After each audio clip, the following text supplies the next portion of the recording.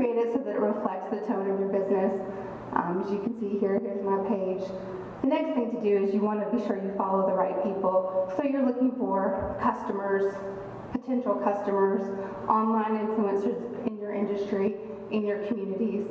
As you can see here, I am following 374 people. That's a mix of people that cover, all of our news outlets in Georgia and Alabama, the biggest telecommunications resources, customers. It's a great way to interact with both those influencers and with your customers. So it's a new customer service tool. As you can see here, some of my recent tweets, I've talked about QR codes. You may know those. You can use your mobile phone to scan those. They look like little barcodes. Talked about our CTO of Verizon Wireless, David Small, talking about 4G LTE. FEMA recently launched an Android app about emergency preparedness. So really what you want to do is be sure that you're creating engaging content for your customers and also engaging with those online. You can do that by replying to tweets. If you read something that you think is interesting, you can retweet, which means, you see an example of a retweet?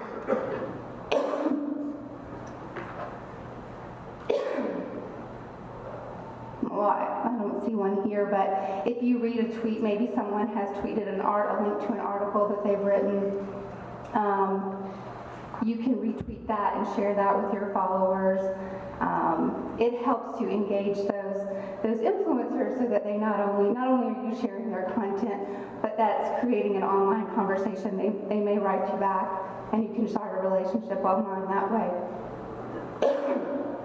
So some examples of how businesses are using Twitter. So in LA, there's a company called Koji Barbecue. Now that's a Korean barbecue food truck.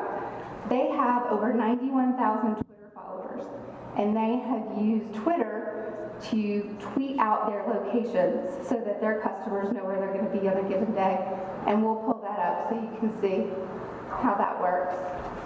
But again, they're reaching over 91,000 people via social media.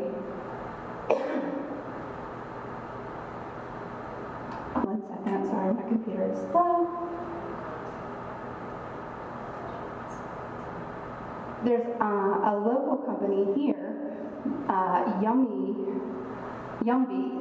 that is doing the same thing. They don't have quite as many followers, but it's a Korean barbecue food truck. So as you can see here, they tweet out where they're going to be for dinner, locations, and then it's a great way for people to find out where the food truck is going to be. And this is great. This is the desktop application, so you can be on Twitter on your desktop. Obviously, using your mobile devices is a great way to keep up with Twitter. I know for me, when I'm waiting at the doctor's office, when I have some downtime, I'm always checking Twitter to get news and other information. There's some great applications that can help you manage Twitter. TweetDeck, Twirl, Uber Twitter, RFU. If you're managing multiple Twitter feeds, it can help you track the people's responses to you, direct messages. Those are private messages between two Twitter users. A reply is public. So a really great way, if you're tracking hashtags, if you use the number symbol and then a word. I'm a big Alabama football fan, so if I wanted to click on Alabama and see everyone who was talking about Alabama and using that hashtag, you could click on that. It will create a column, and you can see everybody that's talking about a particular topic. So some great Twitter applications that can help you manage your Twitter feeds more effectively. And a really important thing with Twitter, too, is to show your personality.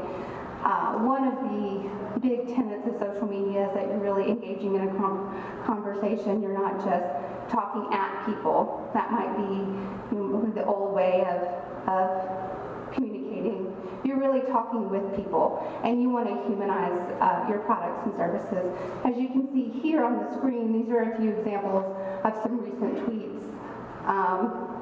So I get my personality through when I'm talking about football. So just an example of how you can use Twitter effectively. So Foursquare, now this is a new tool that's growing, another one that's really growing quickly and utilizing GPS and mobile devices. It's a location sharing service, so kind of created a game for checking into places.